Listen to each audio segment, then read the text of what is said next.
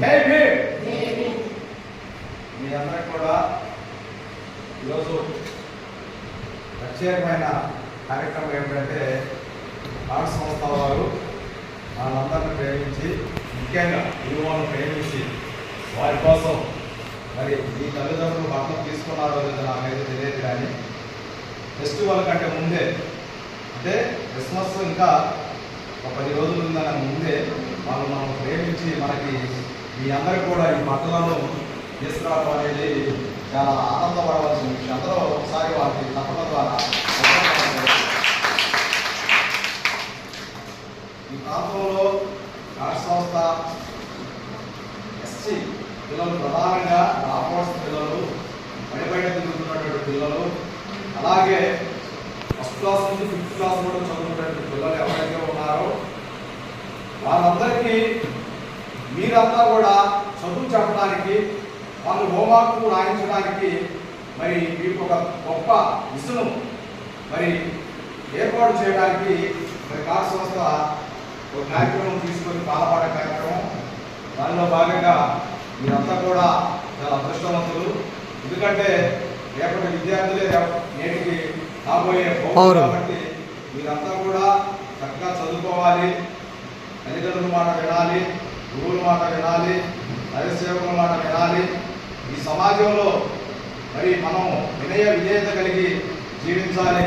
ప్రధానంగా మీ దృష్టి అంతా కూడా దాదాపుగా మనకి 20 సంవత్సరాలు వచ్చిందాక కూడా, 18 సంవత్సరాలు వచ్చిందాక కూడా మనం మన తల్లిదండ్రుల మాట, మన గురువుల మాట వినాలి. ముఖ్యంగా మీరు చదువుకునేటప్పుడు గురువులు చెప్పే దాని మీద దీక్ష పెట్టాలి, చదువు మీదనే కాన్సన్ట్రేషన్ పెట్టాలి.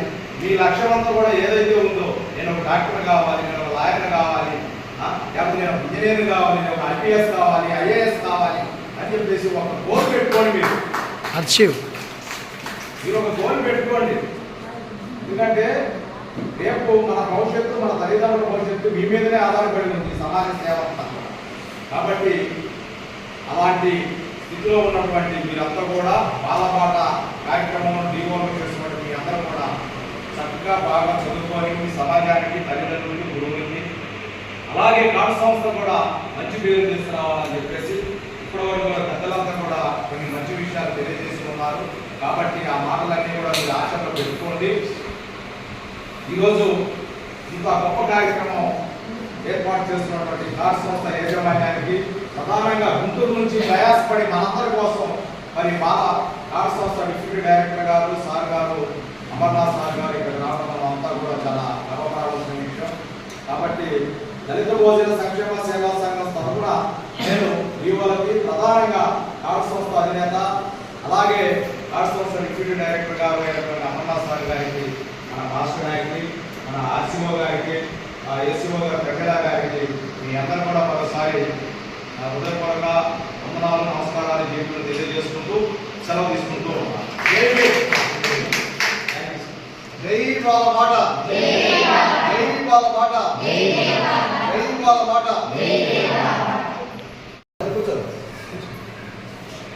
అందరూ కూడా నా శుభాకాంక్షలు.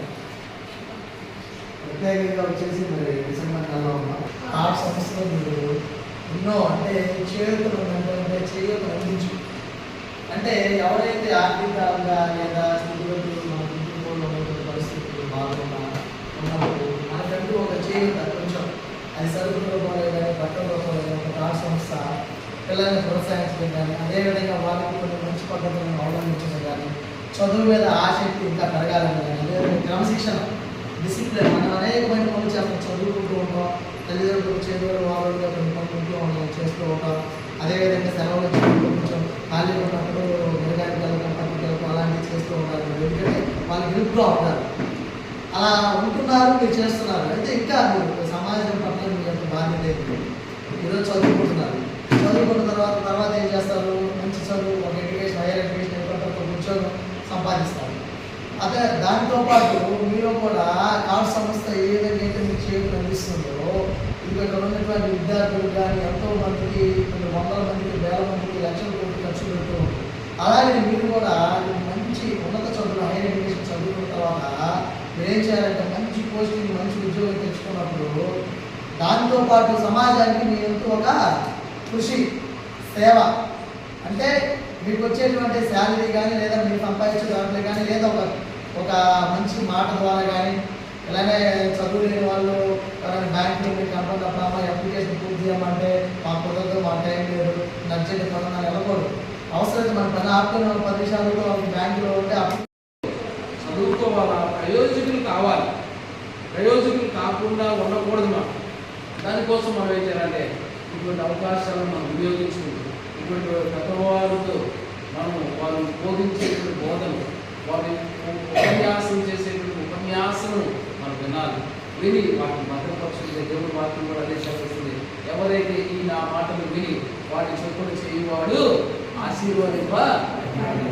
కనుక ఈ యొక్క మంచి అవకాశాన్ని మనం వినియోగించుకుంటూ జాగ్రత్తగా ఈ లోకంలో చదువు లేకపోతే మనకు విలువ లేదు. కష్టమైన నష్టమైన నాకైతే చాలా గుర్తు, మరి చెప్పకూడదు కానీ సార్ గారు అయితే చాలా కష్టపడేవాళ్ళు సార్. సార్ గారు ఎలా చదువుకున్నారంటే కళ్ళకి నీళ్ళు వస్తాయి. మరి మీకు ఆ పరిస్థితి కూడా లేదు కదా. మీ తల్లిదండ్రులు చక్కగా అన్నీ సమకూరుస్తున్నారు కదా. కానీ వారు ఆ స్థాయిలో వచ్చి నా పిల్లలు, మా కుటుంబాలు, నా ప్రజలు అలా ఉండకూడదని వాళ్ళు ఎంత ప్రయాసపడి కోట్ల రూపాయలు ఖర్చు పెడుతున్నారు. ఎందుకంటే మనందరము ఏం కావాలా? ప్రయోజనం కావాలి. దానికి తోడుగా దేవుని భయము భక్తి కలిగి ఉంటే దేవుడు తప్పగా ఆశీర్వదిస్తాడు.